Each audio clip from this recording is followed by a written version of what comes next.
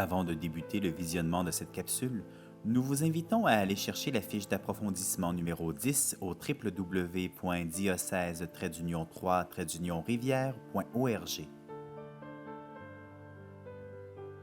Vous pouvez aussi demander la fiche d'approfondissement numéro 10 en envoyant un courriel à secrétariat pastoral à commercial-diocèse-tr.qc.ca.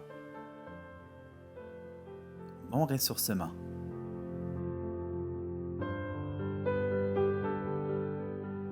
Voilà, la Galilée pour nous, disciples d'aujourd'hui. Avec les points de repère que j'ai pu tirer du chapitre 28 de l'Évangile de Matthieu.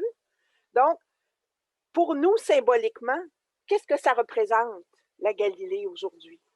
Puis, regardez sur ma diapositive, j'ai mis l'image de la Galilée du côté gauche, puis dans mon cercle du côté droit, c'est la Mauricie. Hein? Que représente la Galilée pour nous, symboliquement, aujourd'hui? Donc, c'est ce que je vais essayer de déplier avec vous maintenant. Donc, en premier lieu, la Galilée, c'est le lieu où chaque personne a cherché Dieu dans sa vie ou cherche Dieu dans sa vie, parfois inconsciemment, parfois sans le réaliser. Là-dessus, peut-être que vous allez rebondir en me disant « Ah oui, moi, je cherche Dieu en allant à l'Eucharistie, puis c'est difficile dans la dernière année, disons que ça a été pas mal la privation de ce côté-là. » Bon, chercher Dieu dans l'Eucharistie, c'est parce qu'il y a déjà quelque chose qu'on a entendu de l'Évangile, puis qu'on a été orienté dans cette direction-là à travers une expérience chrétienne, mais à travers la vie ordinaire, à travers tout simplement l'expérience humaine, il y a des aspects de nos vies où on cherche Dieu. Hein? Puis c'est intéressant d'être capable de relire notre histoire pour retracer ça, et souvent, ça va remonter à l'enfance. Moi, je peux vous donner un exemple personnel. J'ai beaucoup cherché Dieu dans ma vie à travers la fréquentation des grandes œuvres d'art, à travers la musique, à travers l'écriture. Quand j'étais jeune, c'était à travers l'écoute de grandes œuvres, par exemple de musique, je me sentais comme soulevée dans plus grand que moi, puis j'étais plongée dans cette beauté-là, puis c'est comme si ça m'amenait, ça me faisait comme intérieurement chercher une présence plus grande. Mais je ne l'aurais pas nommé comme ça à cette époque-là. J'étais une jeune fille pratiquante, là, puis je ne l'avais pas encore fait, ce lien-là, à ce moment-là dans ma vie. Mais c'était un lieu où je cherchais Dieu à l'intérieur de ma vie. C'est là, dans le fond, où on sent comme une espèce d'ouverture puis d'aspiration à plus grand à l'intérieur de nos existences. Ça peut être à l'intérieur des relations avec les autres. Hein? Ça peut être dans le désir d'aider des gens de toutes sortes de façons, qui parfois, ça fait son apparition assez tôt. Des fois, on voit ça, c'est très émouvant de voir ça chez des jeunes enfants qui veulent faire du bien aux autres, qui veulent rendre service, pas parce qu'on leur a demandé, mais parce qu'ils ont le désir de vivre ça à l'intérieur de relations humaines. Puis je pense qu'il y a quelque chose qui se manifeste de leur recherche de plus grand qu'eux-mêmes, déjà enfants à l'intérieur de ça. La recherche que certains ont plus au niveau de la réflexion, hein, ou mettons de la philosophie. Essayer de comprendre le monde dans lequel on vit, chercher du sens, hein, à travers la réflexion. C'est un lieu où on cherche Dieu. Ça peut être à travers aussi des engagements au nom de valeurs ou de grandes causes qu'il y a des personnes qui cherchent.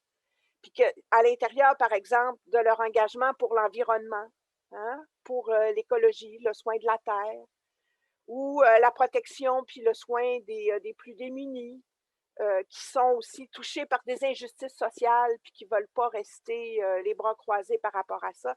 Ça vient les chercher. Hein? Donc, il y a quelque chose d'une recherche de plus grand que soi, de plus haut, qui est présent à l'intérieur de la vie humaine, parce que, enfin, ça fait partie du regard que la tradition chrétienne nous fait porter sur l'être humain, qui nous dit qu'il y a quelque chose déjà de la trace de Dieu en nous. Hein? Il y a une citation d'un père de l'Église que j'aime beaucoup dire. Il dit: l'amour de Dieu, c'est quelque chose que personne nous apprend. C'est pas plus que dans le fond, on apprend à vouloir faire le bien ou à aimer nos parents. Hein? C'est quelque chose qui est en nous, qui est comme déposé en nous, c'est comme un germe qui est déjà là. Alors, ce germe de recherche de Dieu, il est présent en tout être humain. Chez certains, comme vous et moi, il y en a une partie qui est consciente. Mais chez vous et moi, il y a aussi une partie que des fois, on s'en rend compte longtemps après qu'on était dans cette recherche, dans cet aspect de notre vie, puis qu'on ne l'avait pas conscientisé. Pour beaucoup de gens, ce n'est pas conscient, ou ils nommeront pas avec des mots chrétiens. Mais c'est l'espèce de même mouvement de recherche. Et c'est dans cet espace où j'accueille le chercheur ou la chercheuse de Dieu en moi que je peux avoir une hospitalité, un lieu de rencontre pour les personnes de près ou de loin de l'Église, hein, avec des mots religieux ou pas, mais de connecter avec leur recherche de Dieu, d'être capable de les reconnaître, de les percevoir, de les rencontrer dans leur recherche de plus grand qu'eux-mêmes. Ils ne diront pas forcément que c'est Dieu qui cherche, hein, mais on reconnaît cet élan-là quand on l'a conscientisé en soi. On peut comme le voir en d'autres aussi. Hein. On peut le reconnaître dans des chansons, dans des films aussi qui vont en parler. Une chanson, moi, qui m'a toujours marquée, puis je sais que beaucoup de gens s'y relient de la même façon, c'est la fameuse chanson « La quête » de Jacques Brel, hein? Rêver un impossible rêve. Donc, pour beaucoup de gens, ce rêve impossible, ce rêve de plus grand, même s'ils nomment pas Dieu, pour nous, en tout cas, le regard qu'on porte comme chrétien, c'est d'y reconnaître cette recherche de Dieu qui est présente, que ce soit nommé ou pas. Alors, dans la rencontre avec les autres, le chercheur ou la chercheuse de Dieu en moi, hein, va croiser la Galilée des autres, qui est le lieu aussi de leur recherche de Dieu. C'est comme un lieu où on se rencontre dans la recherche de Dieu avec tout autre être humain. Donc ça, c'est pour l'aspect recherche. L'aspect précédent. Donc, ma Galilée, c'est aussi le lieu où je découvre l'amour de Dieu à travers tout ce que je reçois de lui, que je n'ai pas mérité, que je n'ai pas obtenu par moi-même, mais qui est un don. Donc, de découvrir ce qui est don à l'intérieur de ma vie, à commencer par le simple fait d'exister. Souvent, quand on parle du Dieu créateur, on se réfère au Big Bang, puis au début de l'univers, mais en réalité, à chaque instant, Dieu est créateur. À chaque instant, la vie nous est donnée. Puis peu importe comment on la vit, qu'on l'accueille ou qu'on la refuse, elle est donnée à tous, gratuitement, généreusement. Hein, la générosité de Dieu, l'Évangile dit « Dieu qui fait pleuvoir sur les bons et sur les méchants ». Hein? Donc, qu'on reconnaisse ou non, cette vie nous est donnée. Donc ça, c'est la base de la base, c'est le premier point de départ, mais il y a toutes sortes de détails auxquels on peut découvrir cet amour de Dieu, ce qu'on reçoit de lui. Ça peut être à travers des personnes. Moi, je sais que dans mon histoire à moi, souvent, ça a été à travers des personnes qui ont été placées sur mon chemin au bon moment, quand j'en avais besoin. J'ai découvert justement que c'est comme si le Seigneur avait été un pas en avant de moi, hein, et qu'il y a un don extraordinaire qui m'est fait, que je peux accueillir à l'intérieur de cette rencontre-là. Avec amour, donc, toute personne humaine peut sentir Dieu qui insuffle la vie. Moi, je peux le voir aussi quand je regarde les personnes autour de moi. Toute personne humaine aimée de Dieu, précédée de Dieu, qu'elle y croit ou non, qu'elle dise son nom ou pas, cette personne est aimée de Dieu. cette personne, sa vie est un cadeau pour elle-même, puis aussi pour les autres, même quand il y a des gens qu'on trouve qui ne sont pas un cadeau. Hein? Il y a des gens qu'on trouve moins faciles que d'autres. Il y a des gens qui ont des vies particulièrement difficiles, particulièrement souffrantes. Mais pour Dieu, toute personne a du prix.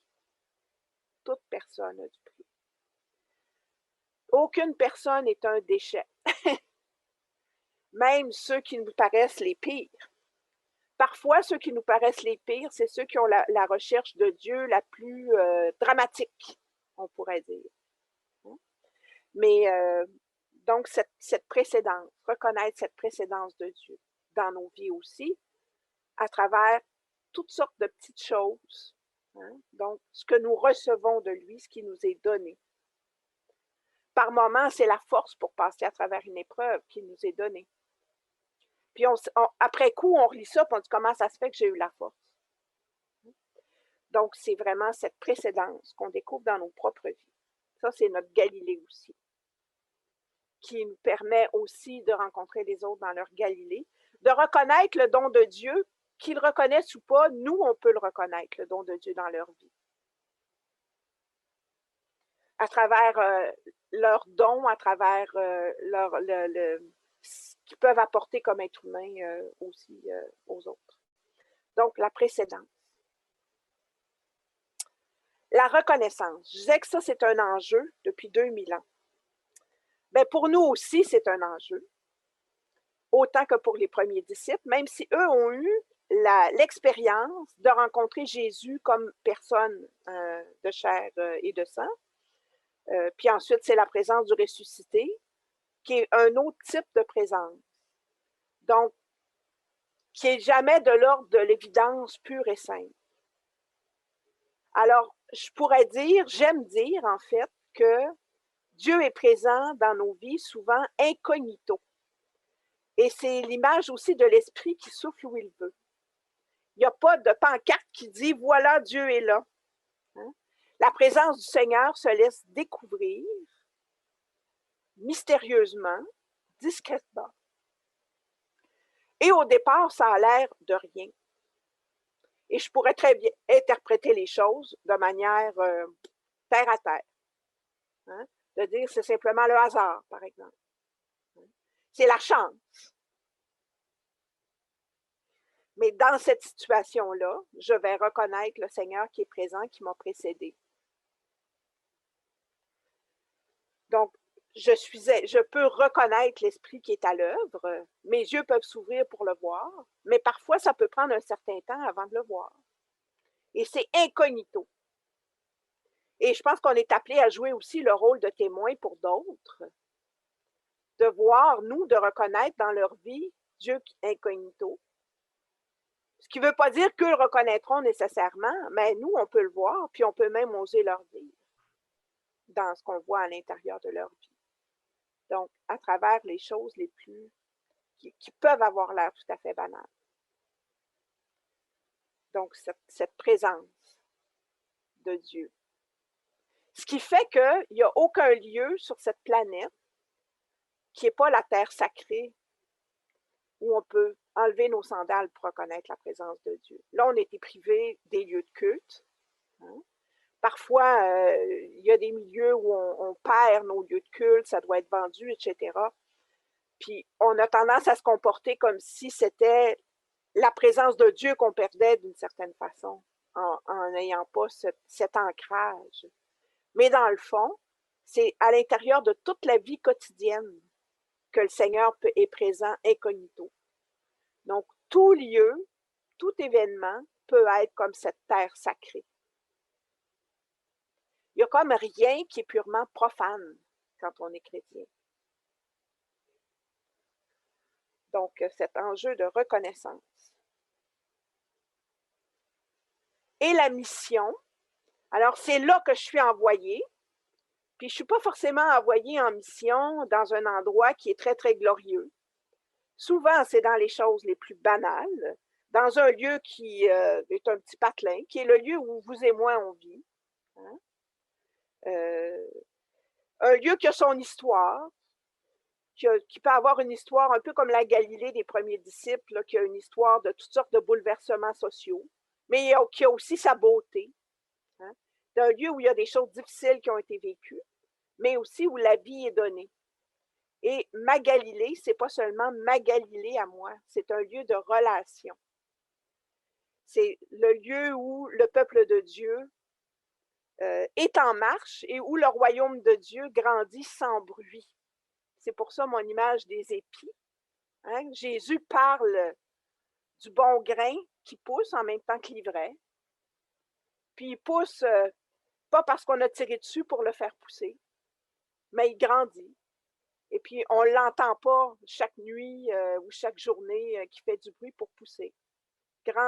Lentement, tranquillement. Donc, à travers la vie ordinaire, hein, à travers notre Galilée, qui est le lieu où on est envoyé, le lieu où on est enraciné, le lieu où on est en relation. Là aussi, le royaume de Dieu grandit sans bruit. Sans grande déclaration, sans manchette dans les journaux, sans flèche pour dire voilà, le royaume est ici.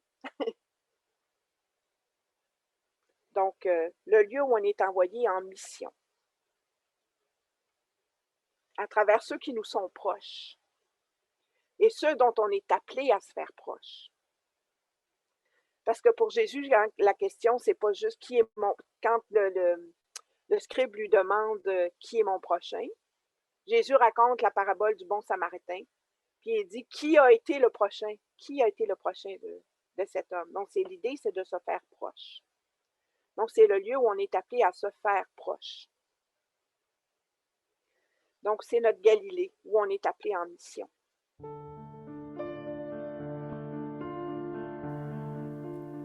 Nous vous invitons maintenant à prendre le temps d'approfondir le tout à l'aide de questions qui vous seront proposées dans les prochaines secondes.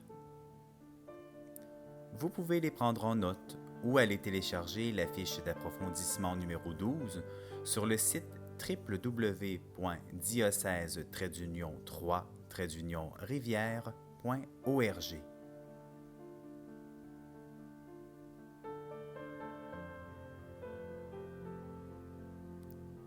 Que représente la Galilée symboliquement pour moi, disciple missionnaire d'aujourd'hui? Ses préoccupations sociales, ses citoyens, ses valeurs, etc.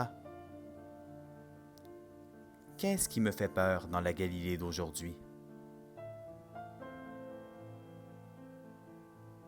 Quelle découverte pourrais-je y faire? Qu'est-ce qui me donne confiance d'y avancer?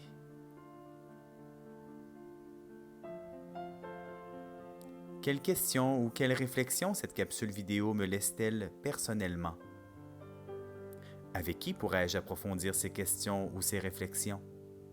Et quand?